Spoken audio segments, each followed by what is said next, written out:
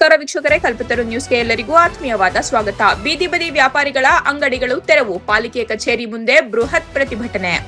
ತುಮಕೂರು ನಗರದಲ್ಲಿ ಬೀದಿ ಬದಿ ವ್ಯಾಪಾರಿಗಳ ಅಂಗಡಿಗಳನ್ನು ಏಕಾಏಕಿ ತೆರವುಗೊಳಿಸಿರುವುದನ್ನು ಖಂಡಿಸಿ ಬೀದಿ ಬದಿ ವ್ಯಾಪಾರಿಗಳು ಇಂದು ತುಮಕೂರು ನಗರ ಮಹಾನಗರ ಪಾಲಿಕೆ ಕಚೇರಿ ಮುಂದೆ ಬೃಹತ್ ಪ್ರತಿಭಟನೆ ನಡೆಸಿದರು. ಅಂಗಡಿಗಳ ತೆರವು ಕಾರ್ಯಾಚರಣೆಯಿಂದ ತಮ್ಮ ಜೀವನೋಪಾಯಕ್ಕೆ ತೀವ್ರ ತೊಂದರೆಯಾಗಿದೆ ಎಂದು ಆಕ್ರೋಶ ವ್ಯಕ್ತಪಡಿಸಿದ ವ್ಯಾಪಾರಿಗಳು ಪಾಲಿಕೆ ಆಡಳಿತದ ವಿರುದ್ಧ ಅಸಮಾಧಾನ ಹೊರಹಾಕಿದ್ದಾರೆ. ಸಾರ್ವಜನಿಕರಿಗೆ ಹಾಗೂ ವಾಹನ ಸಂಚಾರಕ್ಕೆ ತೊಂದರೆಯಾಗದಂತೆ ವ್ಯಾಪಾರ ನಡೆಸುತ್ತಿದ್ದೇವೆ. ನಾವು ದಿನಗೂಲಿ ನಂಬಿಕೊಂಡು ಜೀವನ ಸಾಗಿಸುತ್ತಿರುವ ಸಣ್ಣ ವ್ಯಾಪಾರಿಗಳು ಏಕಾಏಕಿ ಅಂಗಡಿಗಳನ್ನು ತೆರವುಗೊಳಿಸಿರುವುದರಿಂದ ಕುಟುಂಬ ನಿರ್ವಹಣೆ ಕಷ್ಟವಾಗಿದೆ ಎಂದು ಪ್ರತಿಭಟನಾಕಾರರು ತಮ್ಮ ಅಳಲನ್ನು ತೋಡಿಕೊಂಡರು.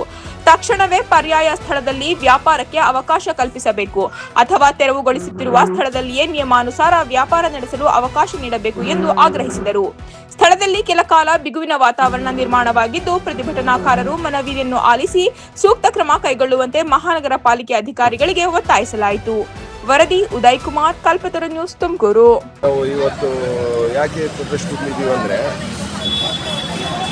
ಸಿದ್ಧಿವಿನಾಯಕ ಇದು ನಿಮ್ಮದು JC ರೋಡ್ ಮಾರ್ಕೆಟಲ್ಲಿ ಶ್ರೀ ಸಿದ್ಧಿವಿನಾಯಕ ಮಾರ್ಕೆಟ್ ಹತ್ರ ಇವಾಗ ನಾವು ಹೂವಿನ ಅಂಗಡಿಗಳು, ಫ್ರೂಟ್ ಅಂಗಡಿಗಳು ಇಟ್ಕೊಂಡಿದ್ದೀವಿ. ಏನು ಮುಂದೆಗಡೆ ಏನು ರೋಡಾಗಿ ನಾವು ಫುಟ್ಪಾತಲ್ಲಿ ಬಂದಿಲ್ಲ, ಹಿಂದೆಗಡೆ ಇಟ್ಕೊಂಡಿದ್ದೀವಿ. ಬಂದು ಇವಾಗ 3-4 ದಿನದಿಂದ MLA ಸಾಹೇಬರು ಆಮೇಲೆ ಕಮಿಷನರು ಎಲ್ಲ ಹೇಳಿದ್ರು, ನಿಮ್ಗೆ ಏನೋ ಅಲ್ಲೇ ಒಂದು ವ್ಯವಸ್ಥೆ ಮಾಡ್ತೀವಿ ಅಂತ. ಏಕಾಏಕಿ ನಿನ್ನೆ ಬಂದು ಎಲ್ಲ ಫ್ರೂಟ್ ಅಂಗಡಿಗಳು ತೆರೆದ್ಬಿಟ್ಟು ಎಲ್ಲ ತೆಗೆದ್ಬಿಟ್ಟು ಆಮೇಲೆ ಹೂವದ ಅಂಗಡಿನೂ ಎಲ್ಲರಿಗೂ ಎತ್ಬಿಡ್ತೀವಿ ಅಂತ ಒಂದು ದೌರ್ಜನ್ಯ ಮಾಡಿ ನಮಗೆ ಅಲ್ಲಿಂದ ತೆಗಿಬೇಕು, ನೀವು ಎಂಟ್ರೆನ್ಸ್ ಝೋನ್ ಹೋಗ್ಬೇಕು ಅಂತ ಇದ್ದಾರೆ. 3 ಅಡಿ 4 ಅಡಿ ಜಾಗದಲ್ಲಿ ಎಂಟ್ರೆನ್ಸ್ ಝೋನ್ ಏನು ಮಾಡೋಣ? ಒಂದು ಕಡೆಯಿಂದ ಹೋಗಿ ಒಂದು ಕಡೆಯಿಂದ ಬರ್ಬೇಕದು. ಲಕ್ಷಾಂತರ ರೂಪಾಯಿ ಖರ್ಚು ಮಾಡಿ ಕಟ್ಟೋರೆ, ಅವ್ರು ಯಾರ್ಯಾರು ತಿಂದವರು ಏನೇನು ಮಾಡೋರು. ಅದಕ್ಕೋಸ್ಕರ ನಮಗೆ ತಗೊಂಡೋಗಿ ಅದು ಇದು ಕುರಿಗಳು ಸೇರಿಸ್ತಾರಲ್ಲ, ಆ ಥರ ಹೋಗಿ ಸೇರಿಸೋರೆ. ನಮಗೆ ಆಗಲ್ಲ, ಅಲ್ಲಿ ನಮಗೆ ವ್ಯಾಪಾರನೂ ಆಗಲ್ಲ, ಅಲ್ಲಿ ಪಾರ್ಕಿಂಗೂ ಇಲ್ಲ. ಎರಡು ಯಾವುದನ್ನ ಗಾಡಿ ವೆಹಿಕಲ್ ನಿಲ್ಸ್ಕೊಂಡ್ಬಿಟ್ರೆ ಅಲ್ಲಿ ಪಾರ್ಕಿಂಗ್ ಇಲ್ಲ, ಅಲ್ಲಿ ಬ್ಲಾಕ್ ಆಗ್ತದೆ. ಜನಗಳು ಓಡಾಡೋಕ್ಕೆ ಜಾಗ ಇಲ್ಲ. ಅವರು ಒಂದು ರಸ್ತೆ ಇದೆ, ಒಂದು ರಸ್ತೆಯಲ್ಲಿ ಅವರು ಬೂಸದ ಅಂಗಡಿಯವರು, ಅವ್ರಿಗೆ ಜಾಗ ಇಲ್ಲ. ಅವ್ರ ಕಾರ್ಗಳು ಆಟೋಗಳು ನಿಲ್ಲಿಸೋ ಜಾಗ ಇಲ್ಲ. ಅಲ್ಲಿ ತೊಗೊಂಡೋಗಿ 4 ಅಡಿ 3 ಅಳೆಯಲ್ಲಿ ನೀವು ಜೀವನ ಮಾಡಿ 100-200 ರೂಪಾಯಿ ದುಡ್ಕೊಂಡೋಗಿ ಮನೆಗೆ 100-200 ರೂಪಾಯಿ ಜೀವನ ನಡೀತದವ? ಮಕ್ಕಳದ್ದು ಎಜುಕೇಷನ್ ಮಾಡೋಕ್ಕಾಗ್ತದ? ಈ ಥರ ತೊಂದರೆಗಳು ಕೊಡ್ತಾ ಇದ್ದಾರೆ. ಏಕಾಏಕಿ ಬಂದು JCB ತೊಗೊಂಬಂದು ನಿಲ್ಲಿಸಿ, ಲಾರಿಗಳು ತೊಗೊಂಬಂದು ನಿಲ್ಲಿಸಿ, ಏಕಾಏಕಿ ಆಫೀಸರ್ಗಳು, ಈ ನಗರಸಭೆ ಆಫೀಸ್ಗಳು ಎಲ್ಲ ಬಂದು ಭಾಳ ತೊಂದರೆ ಕೊಟ್ಟವ್ರೆ. ತೊಂದರೆ ಅಂದರೆ ಅಷ್ಟಿಷ್ಟಲ್ಲ. ಇದ್ದಕ್ಕಿದ್ದಂಗೆ ಪಾಲಿಕೆಯವರು ಬರೀ ಒಂದು ಮೈಕ್ ಅನೌನ್ಸ್ಮೆಂಟ್ ಮಾಡಿದ್ದಾರೆ, ಆಟೋ ಅನೌನ್ಸ್ಮೆಂಟ್ ಮಾಡಿಬಿಟ್ಟು ನೀವೆಲ್ಲರೂ ಸಹ ತೆರವುಗೊಳಿಸ್ತೀವಿ, ಬಲವಂತವಾಗಿ ಬೀದಿ ಬದಿ ವ್ಯಾಪಾರಿಗಳನ್ನು ಏನು ಒಕ್ಕಲೆಬ್ಬಿಸ್ತಾ ಇದ್ದಾರೆ. ಅವ್ರನ್ನ ಲಿಟ್ರಲಿ ಬೀದಿಗೆ ತಳ್ತಾ ಇದ್ದಾರೆ. ಇಲ್ಲೇನಂತ ಹೇಳಿದ್ರೆ, ನಾವು ಹೈಕೋರ್ಟು, ಸುಪ್ರೀಂ ಕೋರ್ಟ್ ಹಂಗೆ ಹೇಳುತ್ತೆ ಹಿಂಗೆ ಹೇಳುತ್ತೆ ಅಂತ ಮಾತಾಡ್ತಾ ಜನಗಳನ್ನು ಎದುರಿಕೆಗೆ ತಗೊಂಬಂದು ಅವ್ರನ್ನ ನಾವು 4 ಗಂಟೆಗೆ ಬರ್ತೀವಿ ಬೆಳಗಿನ ಜಾವ, ನಿಮ್ಮ ವಸ್ತುಗಳನ್ನೆಲ್ಲ ನೀವು ತೆರವು ಆಗಲಿಲ್ಲ ಅಂದರೆ ನಾವು ತೊಗೊಂಡೋಗ್ಬಿಡ್ತೀವಿ ಅಂತೆಲ್ಲ ಬೆದರಿಕೆಗಳನ್ನು ಪಾಲಿಕೆಯವರು ಹಾಕಿರೋದು ನಮಗೆ ಬೀದಿ ಬದಿ ವ್ಯಾಪಾರಿಗಳ ಮೂಲಕ ಕೇಳಿಬಂದಿದೆ. ನಾವಿಲ್ಲೇನು ಬೀದಿ ಬದಿ ವ್ಯಾಪಾರಿಗಳ ಪರವಾಗಿ ನಾವೇನು ಕೇಳ್ತಾ ಇದ್ದೀವಿ ಅಂತ ಹೇಳಿದ್ರೆ, ನಿಮ್ಮ ಕಾನೂನು ಪ್ರಕಾರನೇ ಅವ್ರಿಗೇನು ಒಂದು ಪರ್ಯಾಯ ವ್ಯವಸ್ಥೆ ಮಾಡಿಕೊಡ್ಬೇಕಿತ್ತು. ಸರಿಯಾಗಿರೋ ಅಂಥ ಮೂಲಭೂತ ವ್ಯವಸ್ಥೆ ಅಂತ ಒಂದು ಪರಿಸ್ಥಿತಿಯಲ್ಲಿರೋ ಅಂಥ ವೆಂಡರ್ ಝೋನ್ನ ಇವ್ರು ಮಾಡಬೇಕು.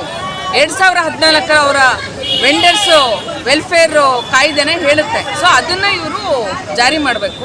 ಇನ್ನೊಂದು ಏನಂತ ಹೇಳಿದ್ರೆ, ಇವಾಗ ಪರ್ಯಾಯ ವ್ಯವಸ್ಥೆ ನಾವು ಏನು JC ರೋಡಲ್ಲಿ ಮಾಡಿದ್ದೀವಿ ಅಂತ ಹೇಳ್ತಾ ಇದ್ದಾರೆ.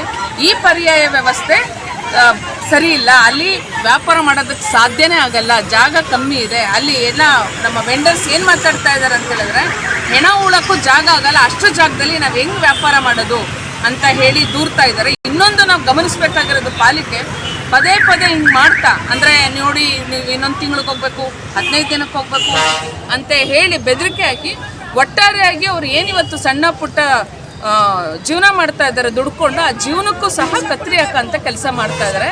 ಇವರ ಮುಖ್ಯ ಉದ್ದೇಶ ಇರೋದು ಮಾಲ್ ಅಲ್ಲಿ ಬರ್ತಾ ಇದೆ ಸರ್, ಆ ಮಾಲ್ ಉಳಿಬೇಕು, ಮಾಲ್ ಬೆಳಿಬೇಕು ಇವ್ರಿಗೆ. ಅದಕ್ಕೋಸ್ಕರ ಇವ್ರನ್ನ ಒಕ್ಕಲೆಬ್ಬಿಸ್ಬೇಕು.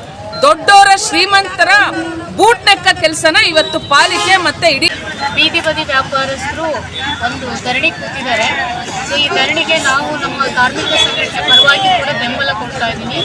AIUTUC ಪರವಾಗಿ ಬೆಂಬಲ ಕೊಟ್ಟು ಅವರ ಜೊತೆಗೆ ನಿಲ್ತಾ ಇದ್ದೀವಿ. ಇವತ್ತು ಇವ್ರು ಬಂದಿರೋ ಉದ್ದೇಶ ಇಷ್ಟೇ ಸರ್, ಇವತ್ತು ಈ ದಿನ ಅವ್ರನ್ನ ವೆಕೇಟ್ ಮಾಡಬೇಕು ಅಂತೇಳಿ ಹೇಳಿದ್ದಾರೆ. ಸೊ ಎಲ್ಲ ಕಡೆ ಅವರು ಅಂಗಡಿಗಳು ಎಲ್ಲ ಮುಚ್ಕೊಂಡು ವ್ಯಾಪಾರ ಇದೆ. ಇವತ್ತು ಅಮಾವಾಸ್ಯೆ ಆದ್ರೂ ಇವತ್ತು ಅಮಾವಾಸ್ಯೆ ಅವರಿಗೆ ಇರೋ ಬರೋ ಅಲ್ಪ ಸ್ವಲ್ಪ ವ್ಯಾಪಾರನೇ ನಿಂತೋಗಿದೆ. ಈಗ ಸರ್ಕಾರ ಅಥವಾ ಸುಪ್ರೀಂ ಕೋರ್ಟ್ ಆದೇಶ ಅಥವಾ ಮಹಾನಗರ ಪಾಲಿಕೆ ಕ್ರಮಗಳು ಇದ್ಯಾವುದನ್ನು ಇದು ನಾವು ಸರಿ ಮಾಡಬೇಕು ಅಂತ ಹೇಳಿದ್ರೆ ಅವರು ಇಂಥ ವ್ಯಾಪಾರಸ್ಥರಿಗೆ ಸರಿಯಾಗಿ ಒಂದು ಸರ್ವೆ ಮಾಡಿ ಅವ್ರು ಎಷ್ಟು ಜನ ಇದ್ದಾರೆ, ಅವ್ರಿಗೆ ಏನು ವ್ಯವಸ್ಥೆ ಬೇಕು, ಅಲ್ಲಿ ಎಲ್ಲಿ ಅವರಿಗೆ ಜನಸಂದಣಿ ಇರೋ ಜಾಗಕ್ಕೆ ಅವರು ಈ ರೀತಿ ಮಾಡಬೇಕಾಗುತ್ತೆ. ಸುಮ್ಮನೆ ಎಲ್ಲ ಒಂದು ಕಡೆ ಕೊಟ್ಟು ವ್ಯಾಪಾರ ಮಾಡೋದು ಕಷ್ಟ. ನಮ್ಮ ದೇಶದಲ್ಲಿ ಕೋಟ್ಯಾಂತರ ಜನ ಬೀದಿ ಬದಿ ವ್ಯಾಪಾರಸ್ಥರು ಅವರು ಇದೇ ರೀತಿನ ಜೀವನ ಮಾಡೋದು. ಯಾರು ಕೂಡ ದೊಡ್ಡ ದೊಡ್ಡ ಅಂಗಡಿಗಳು ಮಾಲ್ಗಳು ಇಟ್ಕೊಂಡು ಜೀವನ ಮಾಡುವಂಥವ್ರಲ್ಲ. ಸೊ ಹಾಗಾಗಿ ಕಾನೂನು ಸುಪ್ರೀಂ ಕೋರ್ಟ್ ಕಾನೂನು ಅಡಿನಲ್ಲೇನೆ ಅವ್ರಿಗೆ ಏನ್ ವ್ಯವಸ್ಥೆಗಳು ಬೇಕು ಅಥವಾ ಈಗ ಯಾವುದೋ ಹಳೆ ಮಾರ್ಕೆಟ್ ಇದೆ ಅಲ್ಲಿ ಅವರಿಗೆ ಇಷ್ಟು ಜನಕ್ಕೆ ವ್ಯವಸ್ಥೆ ಮಾಡಿಕೊಡ್ಲಿಕ್ಕೆ. ಸೊ ಅದನ್ನ ನಾವು ಒತ್ತಾಯ ಮಾಡ್ತಾ ಇದೀವಿ. ಅವ್ರಿಗೆ ಪರ್ಯಾಯ ವ್ಯವಸ್ಥೆ ಏನೇ ಮಾಡಿದ್ರು ಕೂಡ ಅದು ಸೂಕ್ತವಾಗಿರ್ಬೇಕು, ಜನ ಇರೋ ಕಡೆ ಆ ವ್ಯವಸ್ಥೆ ಇರ್ಬೇಕು ಅಂತ ಇವತ್ತು ಅವರು ವ್ಯಾಪಾರ ಬಿಟ್ಟು ಇಲ್ಲಿ ಬಂದಿದ್ದಾರೆ. ತರಕಾರಿ ವ್ಯಾಪಾರ ಮಾಡೋದು ನಮ್ಮದು ಈ ಸಿದ್ಧಿವಿನಾಯಕ ಮಾರ್ಕೆಟ್ ಏನಿದೆ ಅದು ಪುರಾತನ ಮಾರ್ಕೆಟ್. ನಮ್ಮ ಇದರಲ್ಲಿ ಮುಂಚೆ ತುಂಬ ಮೀಟಿಂಗ್ನಲ್ಲಿ ಹೇಳಿದೆ ಸಿಟಿ ಸೆಂಟ್ರಲ್ಲಿ ಒಂದು ಮಿನಿ ಮಾರ್ಕೆಟೇ ಬೇಕು ಅಂತ ಹೇಳ್ಬಿಟ್ಟು ತುಂಬ ದಿನದಿಂದ ಹೇಳ್ತಾ ಇದ್ದಾರೆ. ಆಮೇಲೆ ಅಲ್ಲಿ 350 ಜನ ಇದ್ದಾರೆ ವ್ಯಾಪಾರಸ್ಥರು, ಹಣ್ಣು ಹೂವು ತರಕಾರಿ ವಿಲೇಜಲ್ಲಿ ವ್ಯಾಪಾರಿಗಳು ಎಲ್ಲರೂ ಇದ್ದಾರೆ. ಅಲ್ಲಿ ಎಲ್ಲರಿಗೂ ಒಂದೇ ಕಡೆ ವ್ಯಾಪಾರ ಮಾಡಬೇಕು ಅನ್ನೋದೊಂದು ಅವಕಾಶ. ಎಲ್ಲೋ ಒಂದು ಕಡೆ ಹೂವು, ಒಂದು ಕಡೆ ಹಣ್ಣು, ಒಂದು ಕಡೆ ತರಕಾರಿ ಮಾಡಿಕೊಟ್ರೆ ಜನಗಳಿಗೆ ಬರೋಕ್ಕೂ ಆಗಲ್ಲ, ಅದು ಆಗೋದು ಇಲ್ಲ. ಹಾಗಾಗಿ ಒಂದು ಕಡೆ ಎಲ್ಲರಿಗೂ ಒಂದು ಕಡೆ ಅನುಕೂಲ ಮಾಡಿಕೊಟ್ರೆ ಎಲ್ಲರಿಗೂ ಅನುಕೂಲ ಆಗುತ್ತೆ.